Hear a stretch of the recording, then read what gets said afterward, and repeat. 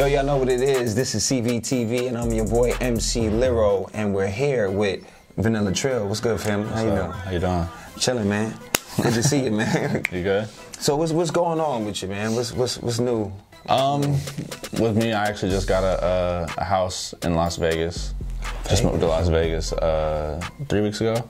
What? Just got off of I was doing promotions for this basketball team this summer. Just kind of like, I felt like it was an opportunity to travel and make some networking. How you like Vegas? I love Vegas, man. Why Vegas is a Vegas? lot of fun. I mean, I feel like I was talking with some people in December, and I just feel like there's more opportunities for someone like in what I do entertainment-wise, more in Vegas than in Houston. Because Houston, like the dance scene, there's a dance scene here, but it's like I'm trying to entertain in like the most creative, the most creative ways possible, trying to network at higher levels, and I feel like Vegas is like the place for entertainment. Well, tell me about the evolution of your movement. Tell me how did it all get started? How did you get to Well, really, I just started dancing with some friends, like for fun, just like every other kid does in high school that is into that type of thing. Met up with T-Wayne in like 2011, 2010, something like that. Okay. Started the South Dallas swag movement. He taught me a whole bunch. Him and my mentor Tim, rest in peace Tim. It was just us, Cheddar the Connect. We was just kind of been pushing ourselves for like 5-6 years. Wow. Just kind of coming up with new dances over the years, and it just kept building and building every year to the point where it was like when dancing really blew up like a year and a half ago, 2 years ago. Right. Like everyone was already like, oh, you're the guy that does the YouTube videos. Like when I first started doing YouTube videos, people came to me, they're like, yo, stop doing the YouTube videos. That's stupid. That's whack. But I was like, I'm getting paid. They didn't see where the game was going. Yeah, they didn't know that. That was before they had all like the laws for like making money on YouTube. So I was just making money off every video. Wow. So yeah, I was doing all right back then. But tell me about the name Vanilla Trill, like, cause some people may say you're pushing the racial boundaries with it. Was that part of the concept for it, or was it just fit your flavor?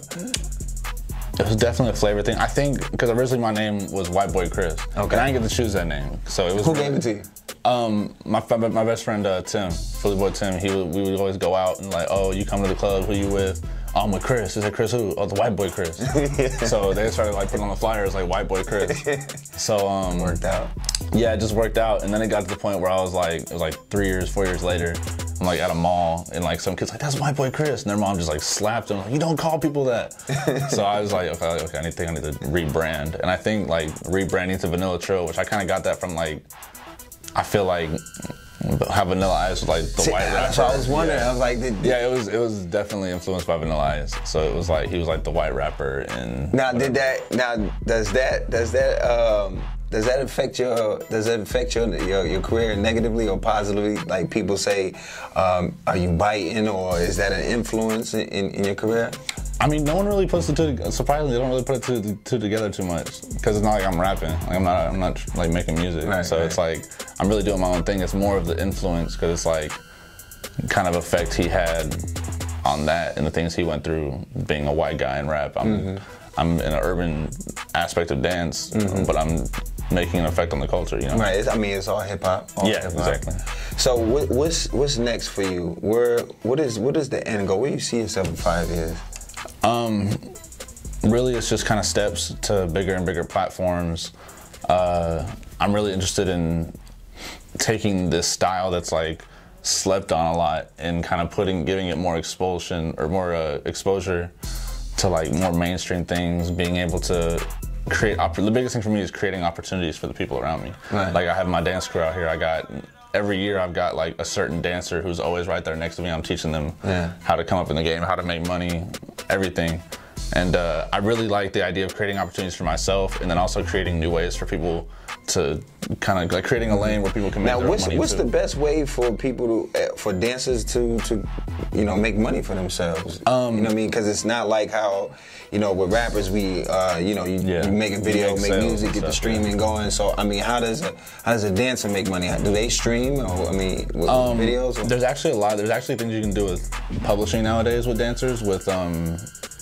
I mean, you'd have to like get your own beat from a producer and do stuff like that. But the main way for dancers to make money is through social media and YouTube, or even branding themselves through those two platforms. Like the internet is crazy right now. And there's so much you can do with that. And what I've done through building myself and then collaborating with other people is I've met different brands, agencies, like companies, where they'll like pay me to do a post for them, or I'll get paid to do someone's song. I make most of my money through doing like artist songs, like doing promotional posts and stuff.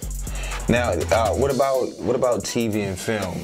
And are you looking into getting something like that, or choreography for bigger companies and things like that? I'm interested in that. I'm actually looking in Vegas right now. I'm looking for a studio. I found a couple, but I just want to go test them out. But looking for a studio to learn like more like general hip hop choreography, and then try to mix in what I have with that, and then try to maybe come in like kind of like that. But also, yeah, I like the idea of TVs and movies, because a lot of people are gonna just try to see like the style and just do it their way in the movie, or do it their way on TV. Now, I mean, I got some dance moves, so you know, if you need anybody to kind of, you know, you never know. You know, add to the flavor what you got going on. You know, just let me know. I can show you after the interview. You know I got you. Who do you dream to work with? Is there anybody that you really want to work with right now? I think like the craziest people to work with right now for this is like Future and Drake, because they got the tour going on right now, the whole movement. Actually, a friend of mine is on tour with them right now. His name's Michi. Okay. He goes by She Loves Michi. He's like the top of the top for this dance style. He's like he popularized the hit them folk and stuff. So he's on tour with them. And I think that's like the top, because like just the style of music they make and the production behind their music, the way the beats are, the way they rap on the beats, the lyrics, it's just perfect for the style, because you can interpret it so well as with the beats you're hitting hard enough. And, right. I seen some of the videos. It was dope. It was dope. Yeah. Now with all the fame that you got at this point, are you single? Do you? Oh no, I'm in a relationship. Oh, okay. Yeah. So now, how hard is to balance that? Because you say you travel as well. Yeah. And I'm sure you got some, you know, the groupies come around trying to get some of the sauce. I try to stay away from groupies. I used to, like back in the day, I used to like think that was really cool, but like they cause more problems than like having people that are interested in you just by like, they don't know anything about you personally. Exactly. Just have them interested in you, that's weird to me now. Like, it's like, I'm not trying to be around that, because they'll try to sue you, or they'll try to lie on you. Yeah, you get in those kind of situations. I've had so many lies. I'm at the point I'm just like, yo, I got to the point where I met someone that was like really down for me, and I'm just like, yo, this is cool. I don't need anything else. Like, she holds it down, so. So how hard is it are you able to balance a relationship? Yeah, or is it difficult? It's hard. It's definitely hard. I mean, every relationship has its downfalls. You know what I'm saying? Every relationship has negatives and positives. It definitely takes a lot of communication, a lot of sacrifice on like emotions. You know what I'm saying? Like, sometimes you gotta like swallow your pride and make a change to make the other person feel better. You know? So there's a lot of that. It's just a lot of understanding, really. Just making sure that the other person feels all right. I'm never gonna want to be in a position where I do something that she feels disrespected, or she doesn't feel comfortable. You know what I mean? So, what advice would you give? What would be the best move for someone like yourself coming up?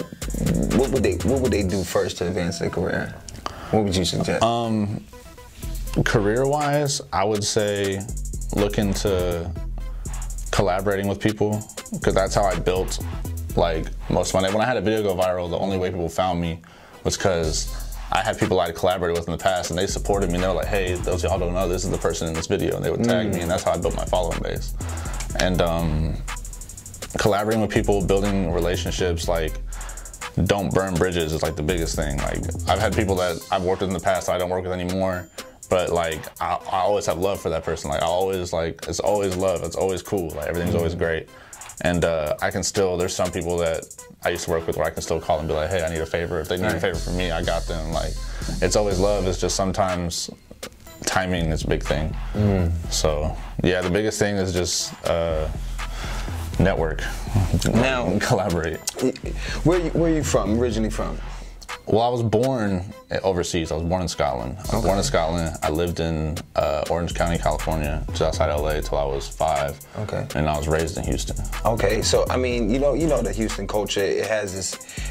Houston has its own unique culture. You know, with the slab culture, the music, the way they ride, you know, the way they ride the cars and everything, the way they dress their cars. All of that. Know. So with that, are you trying to add something to the culture to where they're looking at Houston in a different way by bringing this style? I don't think I would add something as much as I want to shed light to it in some ways. Like whenever I travel, like people always, oh, Houston, y'all have this, and this. I'm always talking about it. I love putting people on like Houston slang, telling them about how we do things out here, telling about the cars. So you're getting a good response being, you know, representing Houston. Exactly, yeah. When I'm in different places, I more like to shed light. I'm not trying to bring something different to it. I'm not trying to change the culture, like make it have my own impact as much as I'm trying to say like, hey, check this out. Like, hey, look at this. Like, this is what brought me up. This is what affects me. This is what I was raised in.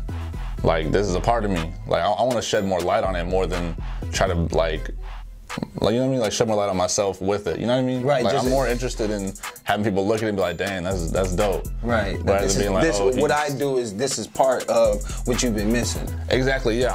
I'm not. Like, even in my dance videos, I make sure I do, like, underground Houston shit. Like, I make sure I do, like, some old Houston. I did a Zero video to Mo City Don. It got, like, almost 1 million on Facebook, 1 million views. It got, like, I think it got, like, 600,000. So I always make sure, like, I shed light on the culture, because, like, if I'm in the club and Mo City Don comes on, I'm singing every lyric.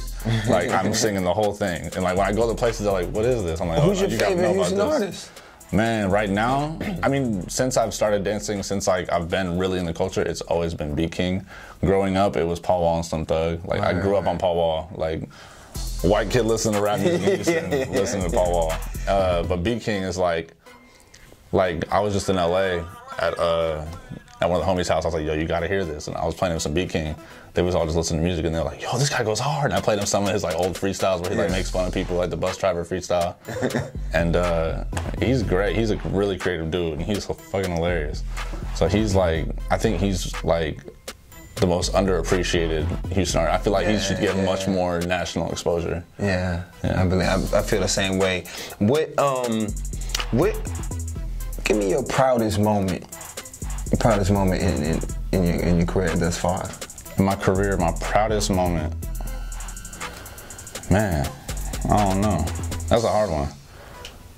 I think I find more pride in like the opportunity I've given someone else than I see like myself being somewhere. You know what I mean? That's awesome. So my proudest moment was probably like last year. I had just started my little dance crew, right? My little Houston Hit Squad. Okay. We had just got it all together. We started doing schools, and it was like 2 schools in. We went to this one school, and they was going crazy. It was freaking out, and like I've had those moments before, but like when we left, and the people around me were like, "Yo, I've never experienced that. I've never like dancers that was with me, like, yo, I've never had to sign autographs. I've never had to take pictures." Like seeing someone who like came to me and was like, "Yo, I need to make money. I need this. I need this. I'm dancing. I'm trying to get where you at," and to put them in a position where now they're like, they really feel like they're important. You know what I mean? Like that was my proudest moment. Is seeing the people I care about get to have that feeling. You know what I mean? Dope. Yeah. So let's end it with this. What's next? Tell us what's next. My biggest thing throughout my career is I love entertainment. Okay. I love entertaining people, whether it's dance, music, whatever. Actually, just my big bro, like his name's DJ Bling. He just taught me how to DJ, so I'm gonna see if maybe I'll do something with that. I don't know. Oh, okay. But I'm interested in music. Period. I do a lot of. I'm always in the studio with people. I don't record myself, but I'm always helping out everywhere I can. No rapping? Nah, no rapping. But nah, it's mainly dancing. I'm looking at more creative things like mood directing in clubs, like creative direction with certain type of videos. There's a lot more creative outlets I have just on the entertainment spectrum. Like if I could tell someone like a dope ass like video script or something. So that's what I'm interested in. Well, that's dope. Well, listen, man, y'all know what it is. Wait, we got the exclusive interview. We're here with Vanilla Trill. You know, it's #1 MC Lero, man. CVTV Unplugged, man. We're glad you came through, family. Awesome, man. Thanks for having me. Yes, sir. Yes, sir. Hey, I can show you some of the dance moves later. I got you. And we're out. Y'all know what it is, man. All right.